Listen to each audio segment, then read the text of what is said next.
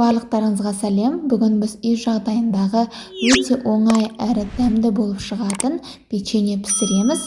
Менімен бірге толық нұсқасын көруді ұсынамын. Бізге керек заттар: ұн, қамыр қосытқыш, май, жұмыртқа және де қант. Алдымен бөлме температурасындағы жұмыртқамызға қантымызды салып, жартылай ерігенше дейін венчиктің көмегімен араластырып шығамыз. Венчик болмаса, шаңышқаның көмегімен де араластыруға болады. Осындай масса болуы керек. Ендігі кезекте ұнымызға майымызды салып, майымыз бөлме температурасында болған кезде осылай қолмен де үкілей салуыңызға болады. Дәл видеодағыдай осылай толығымен қамыр мен майды бірге араластырып шығасыздар. Кейін жұмыртқалы массамызға салып, қопсытқышымызды салып, барлығын біркелкі масса қамыр болғанша дейін илейсіздер. Дәл видеодағыда көріп тұрғандарыңыздай жақсы жиналып, қамырымыз өте нәзік, жұмсақ болып шығады.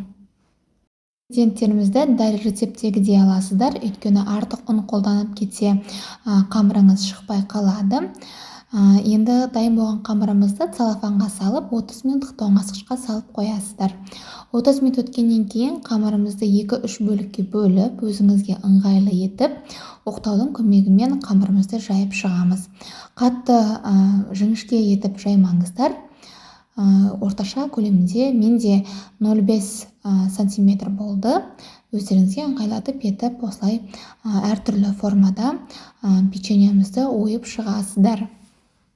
Бұл қамырмен жұмыс істеу өте оңай, және бұл печеньенің жасалу жолының классикалық түрі.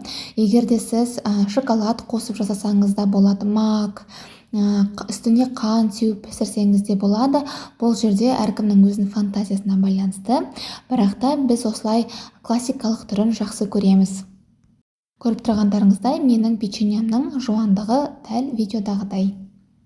Және де бұл универсалды қамыр болып келеді. Тіпті жаңғақтар, сухофруктыларды араластырып, печеньені пісіруіңізге болады. 180 градус қызып тұрған пешімізге печеньеларымызды 10-15 минут пісіріп аламыз. Печеньеларымыз пісті және толық суығаннан кейін енді әрлеуге кірісеміз. Печеньеларымды мен осы жолы ақ глазурмен әрлейтін болып шештім. Осындай кондитерлік қапқа глазурларымды салып, ыстық суға ерітіп, ұшын жіңішке қып кесіп, осындай кондитерлік әрлеуіш заттарды қолданатын боламын. Дәл видеода көріп тұрғандарыңыздай, бұл жерде де әркімнің өзінің фантазия идеясына байланысты. Толығымен шоколадқа оралсаңыздар да болады. Үстінен орех, сухофрукты сеуіңізге болады. Барлығы өзіңіздің талғамыңызға, фантазияңызға байланысты болып келеді. Бұл печеньелардың бір ерекшелігі, пісіре салып сол күні тұтынғаннан қарағанда, келесі күні дастарханға ұсынсаңыздар дұрыс болады. Өйткені тұра-тұра бұл печеньелар өте дәмдірек болып келеді. Егер де целлофанға салып, бөлме температурасын сақтайтын болсаңыздар, 3 ай көлеміне дейін сақтауға болады. Өте ыңғайлы және де әдемі болып шығады. Дәл осы рецептпен жасасаңыз, сіздің печеньеларыңыз бір жасағанда шығатын болады. Менімен болғандарыңызға рахмет.